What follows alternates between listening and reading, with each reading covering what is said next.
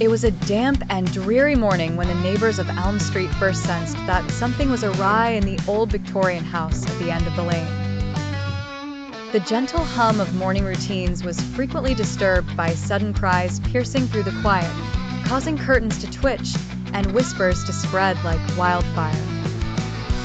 At the center of this growing storm was young Tommy Anderson, a wiry boy no older than 10, with eyes as wide as the moon.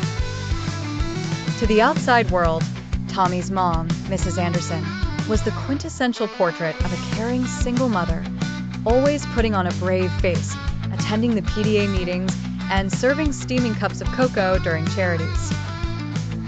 But behind the painted-on smiles and polite greetings lurked shadows of a different story.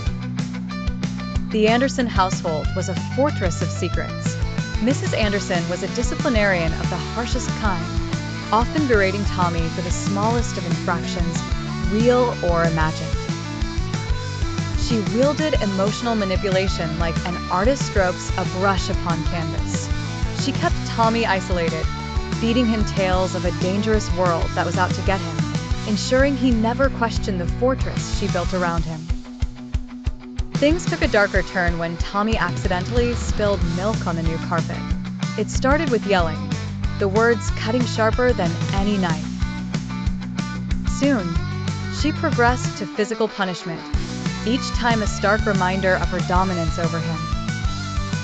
Tommy's refuge was his imagination. His sanctuary was the attic where cobwebs spun stories only he could decipher.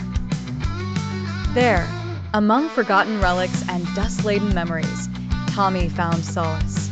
He dreamed of escaping, weaving tales of brave heroes and their faithful companions fleeing from evil queens.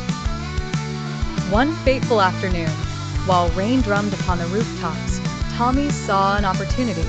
Mrs. Anderson, lulled by the numbing cadence of reality TV, dozed on the couch. Clutching his small notebook filled with dreams and plans, Tommy slipped out the door.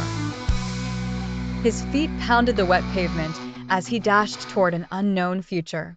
The world outside was initially as confusing as his mother had warned, but it was also brilliantly vivid and liberating. He reached the open arms of the town's social services, where fragments of his story eventually unraveled. Elm Street could finally breathe a sigh of relief. The boy who always dreamed of escaping captivity, like the heroes in his notebook, finally wrote an ending where he came out free.